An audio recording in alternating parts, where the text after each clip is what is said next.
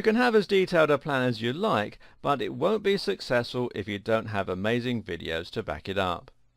This is really what success on YouTube is all about, delivering quality entertainment or information in a way that people will find engaging and that looks high quality. Making your videos look premium in terms of the production value is crucial right from the offset. Not only will this help make your videos much more successful and far more likely to get watched, shared and liked, but it will also help you boost the reputation of your brand. Think of these videos as ambassadors representing your business. Are you proud to associate yourself with them? Do they do a good job of showing what your company is capable of at its best? If not, then look into ways that you can start improving the production values. If you want to make a highly professional looking vlog or documentary style video, even an advert, then chances are that you're going to need a high quality HD camera, a good eye for composing your shots, great editing software, etc., etc. In other words, it is no mean feat and it's likely to involve a fair amount of skill and investment, and we'll get onto this in a moment. The good news though is that if you're making a video that you hope to use on a landing page or that you just want to explain what your business is all about, you don't actually have to set foot in front of the camera. In fact, even if you want to make some types of vlog, you don't necessarily need to step in front of the camera either. If you cast your mind back to the last time you were on a landing page that was trying to sell an ebook or a similar product, you may recall that it probably used a video that was essentially just a man or woman reading out a script explaining how they learned the one secret trick to great abs or something similar. Likewise, if you visited a small company's homepage, you may have seen a video that used whiteboard animation or perhaps a cartoon with a voiceover. Some informational videos on YouTube that just talk you through how to use a computer only show what's happening on the screen with no shot of the person narrating. Some entertainment vlogs are a combination of images, animations and people talking. A good example of the latter is Mr. Sunday Movies. Mr. Sunday Movies has an entertaining YouTube channel where he reviews films and talks about news, rumors, gossip and facts revolving around the film industry. His videos are highly popular, but you never actually see him. Only still images that he's found online that highlight the points he's making, often to comic effect. Likewise, another good example is the excellent ASAP Science. This channel explains everything from the effects that drugs have on the brain to the incredible communications abilities of plants. Throughout it all, you never see any footage from a camera, only cartoons and sketches that back up and illustrate the points being made. So in other words, if you're unconfident about how you're going to go about creating your video, you don't have to make anything ambitious. Just record the audio and then find something else that you can use to hold your viewers' attentions. Your options then are podcast video. And some videos on YouTube are nothing more than podcasts with a single still image showing. This isn't particularly effective and you'll struggle to make such a video go viral. But if you're genuinely hilarious or fascinating and the title is gripping enough, you can still generate something of a following. Better still is to use a slideshow of images that you can use to illustrate your points either for additional explanation or for comic relief. Either way, this is actually one of the easiest types of content to make because you likely already have all the necessary software on your computer.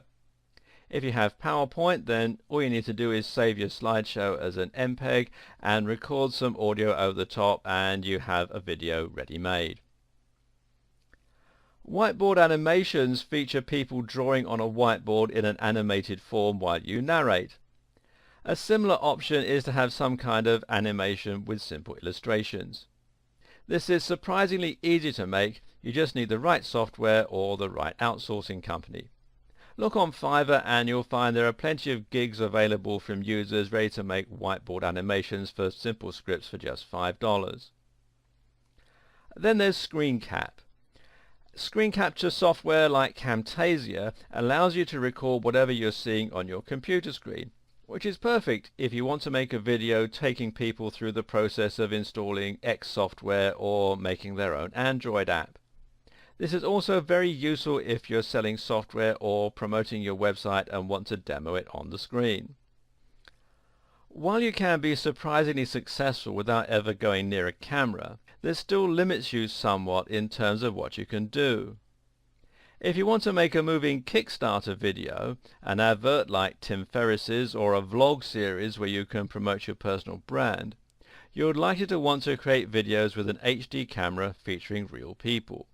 But how do you go about developing the skills and acquiring the tools necessary to do that? You shouldn't really let your camera hold you back from YouTube success in this day and age. While you might not have the best quality camera in the world, your video would generally be acceptable as long as it's 1080 pixels, that's HD. Going as high as 4K is optional, but a lot of devices still can't display that quality, so it isn't really necessary. Even most phones these days are capable of HD video, though they tend to struggle with focus. Test your camera's phone a bit, and if it works, consider that a viable choice. One thing that does matter though is your sound recording equipment. A common mistake is to record in a large spacious room with poor acoustics and not think that it matters. Poor sound quality though can be very off-putting for viewers, and it's a telltale sign of an amateur production. Avoid this pitfall by having a camera to which you can plug an external microphone. And if you don't have that luxury, well, just make sure the device is close and that you're in a room without echoes and without background noise. Other hardware can also help. For instance, multiple cameras can let you video the action from various angles, giving you more options during editing. Likewise, light boxes and infinite white backgrounds both also make a big difference to the level of professionalism on show. Note though that you can mimic the latter two options with a desk lamp angled in the correct direction and a white bedsheet stretched across a wall in the background. Another option is to hire a white room, and sometimes you can do this at your local library or university. Take a look on Google. From here it's just a matter of increasing the brightness in your post-production. The first step to creating a great video comes even before the filming. Your pre-production stage is what happens before you ever pick up a camera, and it's what will define the video that you're going to make. The most important things that go at this point are your script and your storyboard. The script, of course, is what you're going to say, while your storyboard will tell where each shot will go, when you're going to switch camera angles, and so on. It may be that you want to create a purposely rough and ready effect, and in that case you may not need the storyboard, and it might suffice to just point the camera and start filming. In most situations though, it can help a great deal to know what you're going to film ahead of time, particularly if that film is going to feature inserts and so on. By planning ahead of time, you can make it look highly professional. The script is just as important. This is what you're going to say, and it's the job of the script to ensure that your video is engaging, and normally this means having a narrative thread woven through it, and to ensure that it's persuasive, if that's your objective. When writing your script, think about the way you naturally talk and the points where you'll need to pause. Use shorter sentences, and when reading it, try to pause for breath in between each one. Next comes filming. Here your aim is to make yourself or whoever is starring in the video look professional, while at the same time keeping the interest and the energy high. It's a good rule of thumb to film more content than you need. In the days of digital cameras, there's no need to worry about wasting film, but the more footage you capture at this point, the easier it will be to edit something interesting together later. As mentioned, you want to pause a lot between your sentences to ensure you're able to catch your breath and to avoid stuttering and stammering. At the same time, you want to pause in general a lot and have quiet moments at the start and end of each take. Again, you'll be glad you did when it comes to editing. In terms of yourself, or the presenter, you should ensure that you look well turned out and professional. The trick here is to look smart without looking like you're trying too hard. A common mistake is to turn up to filming in a suit even though the video is filmed in your living room. Few things scream amateur quite like that. Instead, aim to look smart and attractive without trying too hard. Think trendy and think crisp. Doing your hair well or wearing the right makeup if you're a woman can also make a big difference. Another big consideration that often gets forgotten at this point is the lighting. The worst case scenario here is that your lighting is too bright or shining into the camera, creating blur or glare. Think about the way that the light is casting shadows. Think about how many light sources you have and think about where you should be standing in relation to natural light sources. This might sound like obvious stuff, but you'd be very surprised how many people forget it at the expense of their videos. The ideal situation here is that you want to create what's known as Rembrandt lighting, and this means the lighting is on your left and right and lighting just half your face. This creates the most dynamic look and is often the most flattering. It's so cool because this is the type of lighting Rembrandt used in his paintings, and that guy knew a thing or two about being artistic. Think about the composition of the shot. Is it clear that you're the subject? And is the shot free from other distractions?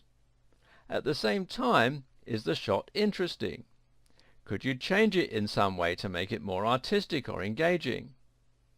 Creating a sense of depth is often recommended for scenery shots, and that means ensuring that you have elements in the foreground, the middle and the background. If you want to create the effect of being just a talking head, then you might want to get the camera in close and use macros to blur out the background while bringing the foreground into focus. This looks very slick and is a great choice if you want an atmospheric background without letting it distract you from what you're saying. Use this strategy when filming in the park or with a city backdrop. And speaking of backdrops, this is also a highly important consideration. When making your video, it's crucial to think of where it will be filmed and how you can make this look fitting in the context of the video. Get this wrong and it can completely undermine an otherwise well-crafted video. If you have an office, then this is a good choice that will give you a professional setting. Alternatively though, you might choose somewhere in your home to use. Take a bit of time to prepare a corner of a room and to ensure that it looks the part. Now that might mean removing some items or choosing a few things to be in the background. A great way to make your video look more professional is to insert your logo into the background in some way, and you can do this by putting it on the screen of a television or by printing it onto a poster and hanging it. Standing behind a desk can also be a good strategy, as can finding a white wall. You can even make a collage in the corner of the room of related magazine covers or newspaper clippings. If you look at some other vloggers, you'll find inspiration. Funny how you often don't notice a good background until you start looking, isn't it? And note that this is your objective as well. If your backdrop is good, then it should fade away so it doesn't get seen. A backdrop that draws attention to itself is failing in its purpose. The exception is if you're purposely going for a more intimate or a rough and ready vibe, in which case filming in your house is just fine. Then set up your camera or cameras, hit record and go. Now onto the post-production and the editing process. And this is the part where you take all of your different footage and combine it and cut it down in order to create something that looks slick, that has great energy all the way throughout, and that flows naturally without any jarring jumps or cuts. This is the objective of your editing, to put all the footage together in a way that flows naturally and that never appears to lose the thread. To accomplish this task, you'll need to use editing software, and here you have a number of options. Option 1 is to use the premium and very well regarded Adobe Premiere and Adobe After Effects. And both of these pieces of software are available as part of the Adobe Creative Suite, and you can find out more here at adobe.com. While the former is used for cutting your footage and sticking it back together, the latter is what you use to add the fanciest effects that will really make it stand out. The software is excellent, but unfortunately it's very expensive. Alternatively, another very well regarded piece of software is Sony Vegas Pro, Again, this is a highly expensive option though, and you can read about it here at sonycreativesoftware.com. For something cheaper, you have two free options.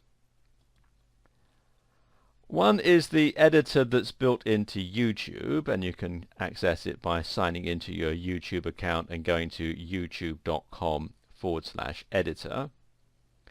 And this runs right inside your browser, meaning there's no need for installation. And finally, there's Windows Movie Maker. And this comes bundled with some editions of Microsoft Windows, or you can download it from the Microsoft website. Now, obviously, both of these choices lack the more advanced features that are present in premium software, but they're suitable for basic editing and for putting something together. When you start the process, keep in mind that you want to maintain a high energy. This means you want to avoid lingering shots or long cuts, and instead you want to keep the camera moving. If you have an action shot of someone punching someone else and then turning to run, try to cut as much of the footage away as you can while still showing what's happening. You might find that you don't even need to show the impact. Our brain fills in the blanks, and the result will be a shot that looks far more dynamic. You can also maintain higher energy by switching between camera angles. Often in professionally filmed videos, talking heads will be shown from multiple angles so that it feels like there's movement in the shot. This also gives the illusion of higher production values because it suggests you have more than one person in the room filming. When switching between shots or between angles though, make sure that you don't lose any frames. This means the position you start on should be the exact same as the position you end on. Otherwise, your subject will look like they suddenly teleported or started moving robotically, and this can be jarring and take you right out of the moment. For this same reason, you shouldn't switch between angles that are too similar to each other, and you shouldn't cut two of the same shots together without some kind of transition in between. The exception to the rule is again for more homemade looking videos. Here it's okay to transition between two similar shots or to skip frames, as long as it's done in such a way that's stylistic, or perhaps used for comic effect. This is called a jump cut, and it's a legitimate technique when used correctly. Otherwise, you want to use transitions to change between two similar shots. These basically represent time passing or the subject changing and usually involve fancy animation. Note that this is your one opportunity to use transition animations.